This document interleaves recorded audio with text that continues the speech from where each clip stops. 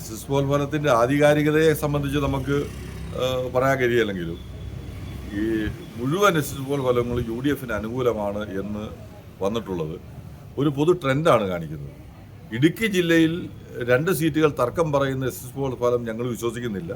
ഇടുക്കി ജില്ലയിൽ 5 സീറ്റിലും UDF ജയിക്കും. വലിയ മാർജിനിൽ, വലിയ ഭൂരിപക്ഷത്തിലാണ് ജയിക്കുന്നത്.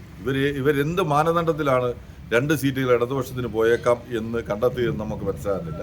ഒരു ഘട്ടത്തിലും ഇടുക്കി ജില്ലയിൽ ഒരു സീറ്റിൽ പോലും LDFന് ജയിക്കാൻ കഴിയത്തില്ല.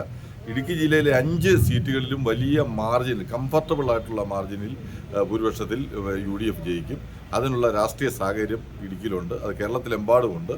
എല്ലാ SS പോൾ ഫലങ്ങളും UDFന് അനുകൂലമായത് കേരളത്തിൽ UDF വരും എന്നുള്ളതിൻ്റെ പൊതു ട്രെൻഡാണ് കാണിച്ചിട്ടുള്ളത്.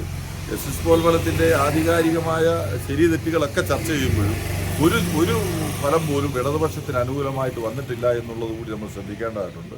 പോലീസ് ഇൻ്റലിജൻസിൻ്റെ റിപ്പോർട്ട് മാത്രമാണ് ഇടതുപക്ഷത്തിന് അനുകൂലമായിട്ട് വന്നിട്ടുള്ളത്.